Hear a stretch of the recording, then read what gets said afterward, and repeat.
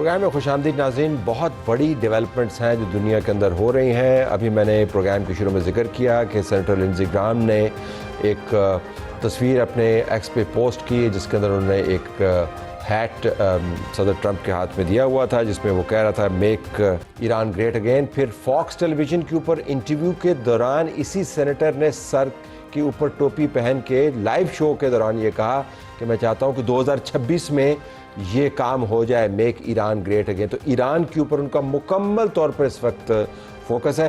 ہمیں professor doctor عدیل مالک نے join کیا، ایسوسیٹ پروفیسر ہیں آکسفورڈ یونیورسٹی سے، یہ ہمیں جوائن کر رہے ہیں. پروفیسر صاحب بہت شکریہ. جب ہم پروگرام کر رہے تھے تو اس وقت یہ ویڈیو نہیں آئی تھی، اب یہ ویڈیو آئی ہے تو میں نے شیئر کیا اپنی ناظرین کے ساتھ. یہ بتائیے گا کہ جب آپ باہر سے بیٹھ کے دیکھتے ہیں ان ڈیولپمنٹس کو تو آپ کو کیا 3-4 موٹی چیزیں نظر آتی ہیں جو پاکستان کے لیے بالخصوص اہم ہیں اور جن کے اوپر ہمیں فوکس کرنا چاہیے؟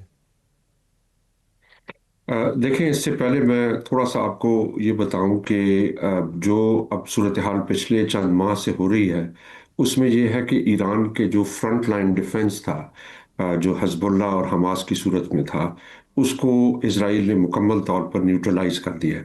تو اب اسرائیل کے لیے ایک بہت بڑی اپرچونٹی ہے کہ ایز دے سے فنش دا جاب، کہ جو فائنل ڈیٹرنس ہے مڈل ایسٹ میں ایران کی، اس کو مکمل طور پہ ختم کر دیا جائے. تو میرے خیال میں جس طرح آپ نے فرمایا، ہم انگریزی میں بھی کہتے ہیں it's a matter of when not F.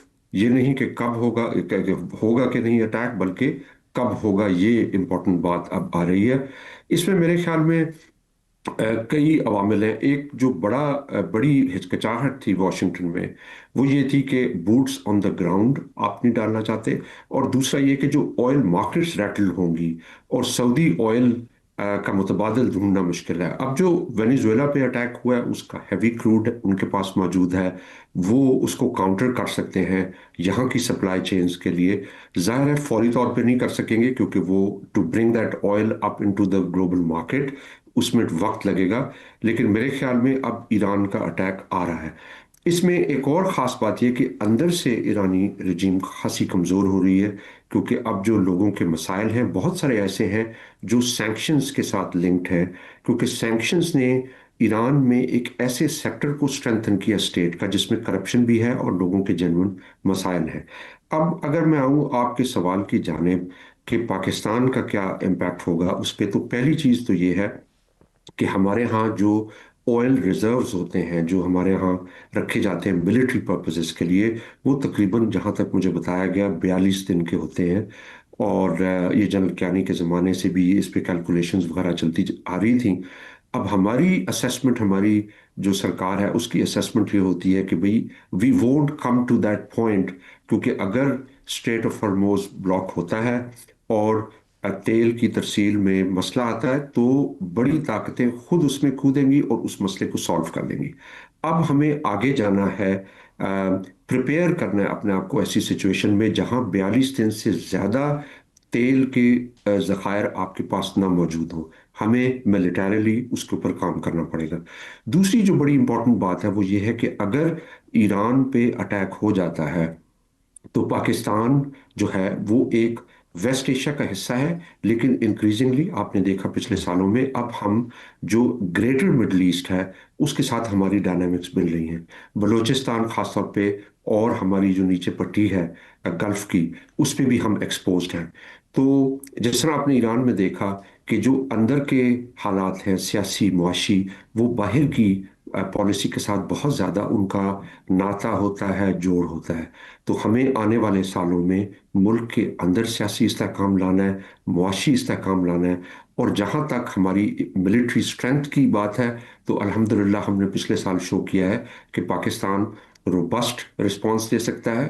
ہم نے اپنی کچھ ایسے ایریاز کو آئیڈینٹیفائی کیا ہے جو راکٹ فورس کے تھرو، اور باقی ہم ان کے اوپر کام کر رہے ہیں. ہمارے پاس ہم ایک نیوکلیر پاور بھی ہیں، تو الحمدللہ اس لحاظ سے ہم تھوڑے بہت انسولیٹڈ ہیں. جو اصل چیلنج ہے کہ کیسے آپ ملک کی اندرونی اور بیرونی محاذوں کو دونوں کے اوپر سٹیبلٹی لائیں. لیکن یہ پاکستان کے لیے بہت امپورٹنٹ جنکچر ہے. میرے خیال میں ہمارے جو ادارے ہیں، فوج بھی، پولیٹیکل ادارے، تھنک ٹینکس، ان کو فوری طور پہ ہنگامی طور پہ ایک پیش بندی کرنی چاہیے स्टडीज करानी चाहिए, सिनारियोज बिल्ड करने चाहिए कि अगर ये होता है तो हमारे क्या ऑप्शंस होंगे, ये होगा तो क्या ऑप्शंस होंगे, क्या क्योंकि होगा? शायद हमारे पास इतना मैं ये वक्त आदिल ना साहब हो आपसे ये कि हम पूछना चाह रहा आगे था, बढ़ें। और आपने ज़बरदस्त बात की कि हमें ये अंदरूनी तौर पर मामलात को तय करने हैं, तो आपने मेरा जवाब पार्शली दे भी दिया मेरे सवाल का, जो मैंने पूछा भी नहीं था। आपने लफ्ज़ इस्तेमाल किया हंगामी तौर पर।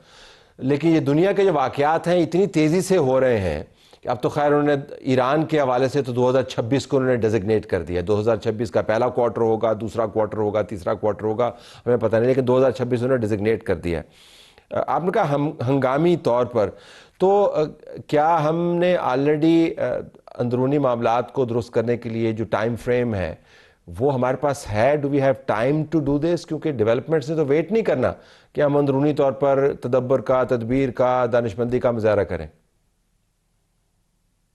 मेरे ख्याल में ये बिल्कुल सही बात की। मेरी अपनी असेसमेंट ये है कि जो मिड टर्म इलेक्शंस हैं यूएस के, जो मेरे ख्याल में if I am not mistaken अक्टूबर के अराउंड आएंगे, उससे पहले पहले कोशिश करेंगे कि ये कर गुजरें।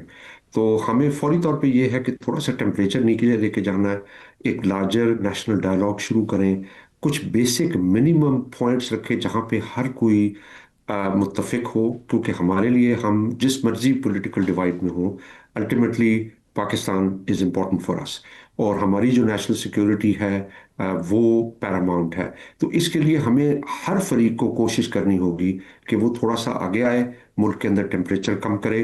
मुआशी सूरत हाल आपने देखी है, पिछले दिनों में हमने स्टेबलाइज की इकॉनमी, लेकिन हमारे जो स्ट्रक्चरल चैलेंजेस हैं ग्रोथ के, वो अभी तक मौजूद हैं, उनको हमें एड्रेस करना है। और ये मल्टी प्रॉन्ग स्ट्रैटेजीज में होनी चाहिए। जिस तरह मैंने कहा, जो मिलिटरीली है, हम कैसे अपने रिजर्व्स बढ़ाएं ऑयल के, हम्म। और दूसरी कैलकुलेशंस करें। अपने हमारे बहुत सारे साथ लोग हैं सऊदी अरेबिया, इस चीज़ के ऊपर बहुत ज़्यादा डायरेक्टली इफेक्ट होगा। टर्की इफेक्ट होगा, कतर इफेक्ट होगा, ओमान इफेक्ट होगा। हमें फौरी तौर पे इन पार्टनर्स के साथ भी कोलैबोरेट करना चाहिए। अफगानिस्तान के साथ भी थोड़ा सा इजी करें सिचुएशन को। तो I think it's time for rapid action for Pakistan now. Rapid action, आपने कहा कि तेज़ रफ्तार हमें अमल करना है। बिल्कुल आखिर में अगर हम थोड़ी सी कॉम्प्लेक्सिटी के ऊपर आएँ, तो आपने जिक्र किया तुर्की का, आपने जिक्र किया सऊदी अरब का, चीन भी बीच में आप डाल लें। अब मामला जो है वो सिर्फ अमेरिका और इसराइल का नहीं है, बीच में आपने देखा यूएई भी इन्वॉल्व है, और एक बड़ा क्रिटिकल रीजनल डायनामिक है। सऊदी अरब यूएई के ताल्लुकात, यूएई ईरान के ताल्लुकात, यूएई मिस्र के ताल्लुकात, यूएई तुर्की के ताल्लुकात, बीच में इसराइल भी बैठा हुआ है। तो ये मामलात जो हैं ये बहुत ही कॉम्प्लेक्स हैं, और इसकी डिबेट भी कहीं पे नहीं हो रही पाकिस्तान के अंदर। ये डज इट स्ट्राइक यू, अमूमन ये होता है कि जिन ममालिक के ऊपर मुमकिन तौर पर कोई असरात मुरतब होते हैं, उनके हर फोरम के ऊपर डिबेट हो रही होती है, लेकिन यहाँ पर तो डिबेट नहीं हो रही। बड़ी सही बात की आपने, क्योंकि ये अब टाइम इज कमिंग कि हमें कोई एक चॉइस करनी पड़ेगी, और उसमें डिफिकल्ट चॉइसेस होंगी। और हमारे पास कोई ऐसा तरीका होना चाहिए कि हम अपने दोस्तों को नाराज किए बगैर इसमें एक यानी कंस्ट्रक्टिव रोल प्ले कर सकें। मेरी सेंस ये है कि हमें जो जीसीसी के पार्टनर्स हैं, यूएई के प्रेसिडेंट तो आए हुए थे, हमारे उनके साथ अच्छे ताल्लुकात हैं, सऊदी के साथ भी अच्छे ताल्लुकात हैं, लेकिन जो लार्जर जीसीसी है, खासकर कुवैत, ओमान, और ये आसपास कतर भी, इनके साथ मिलकर देखें कि जो जीसीसी का ओवरऑल अच्छा रिस्पांस हो, उसके साथ हम शामिल हों। अब जाहिर है जीसीसी भी डिवाइडेड है, लेकिन हमें बहुत तेजी से नजर रखनी है कि ये जो रिफ्ट है यूएई और सऊदी अरेबिया की, ये टेम्पररी रिफ्ट नहीं है। मेरे ख्याल में ये अगले 3-4 साल तक ये चलेगी चीज। तो उसके लिए हमें जी, अगेन सिनारियोज बनाने पड़ेंगे, और देखना पड़ेगा कि हमारे पास कहाँ रूम है टू प्ले। बिल्कुल आखिर में अगर अंदरूनी तौर पर आपको एक चीज़ पिक करनी हो वाज़ी अंदाज से कि जी ये करें, ये सिरा पकड़ें, तो वो क्या होगी? देखिए, एक चीज़ ये है कि मेरी एज ए सोशल साइंटिस्ट मैं समझता हूँ कि किसी भी मुआशरे में सबसे इंपॉर्टेंट चीज़ होती है इंस्टीट्यूशंस ऑफ कॉन्फ्लिक्ट मैनेजमेंट। यानी मुआशरे में कुछ ना कुछ सेफ्टी वॉल्व रखना, कि जिससे थोड़ी हवा बाहर निकलती रहे। वो सेफ्टी वॉल्व मीडिया के थ्रू भी होता है, कोर्ट्स भी होती है, इलेक्टोरल पॉलिटिक्स भी होती है, और एक पाथवे होता है टुवर्ड्स फ्यूचर, जहां लोगों को महसूस हो कि उनके पास भले देखने को ही, लेकिन एक रास्ता है, एक पावर है। ابھی ہم تھوڑی سٹیل میٹ کی سچویشن میں ہیں. تو ہمیں اس میں جو بہت سارے ایکسپیرینس پولیٹیکل پلیئرز ہیں جو ہمارے ملک میں، نواز شریف صاحب بھی موجود ہیں اور لوگ بھی موجود ہیں، آپ ان سے ایگری ڈس ایگری کریں لیکن بہرحال ان کا تجربہ ہے. جو تجربہ کار لوگ ہیں ان کو بیچ میں ڈالنا چاہیے، اور ایک کم از کم لوگوں کو ایک ٹائم لائن، ایک پاتھ وے دینا چاہیے، اور تھوڑے بہت جس طرح کہتے ہیں نا پریشر کوکر سے ہوا نکلنے کا تھوڑا سا راستہ دینا چاہیے. اب اس میں ظاہر ہے میں سوشل سائنٹسٹ، لیکن آپ جیسے تجزیہ کار جو سیاستدان ہیں وہ اس ڈومین کو زیادہ بہتر جانتے ہیں.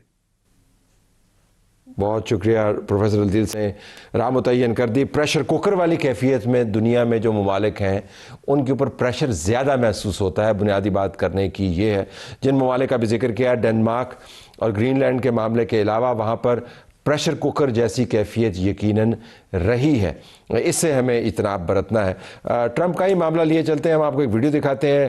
انڈیا ہو سکتا ہے بڑا خوش ہو رہا ہو کہ دیکھیں یہ ونیزویلا کے اندر کیا ہوا، حالانکہ اس کے بعد جو کچھ ہوا اس کا اثر انڈیا پر بھی پڑے گا. اگر آئل ڈسرپشنز آتی ہیں اور بہت ساری ایسے ایریاز جہاں سے آئل گزرتا ہے وہ پورٹس یا اسرائیل کے پاس چلی جاتی ہیں یا امریکہ وہاں پہ آ کے بیٹھ جاتا ہے، تو معاملات خراب ہو سکتے ہیں.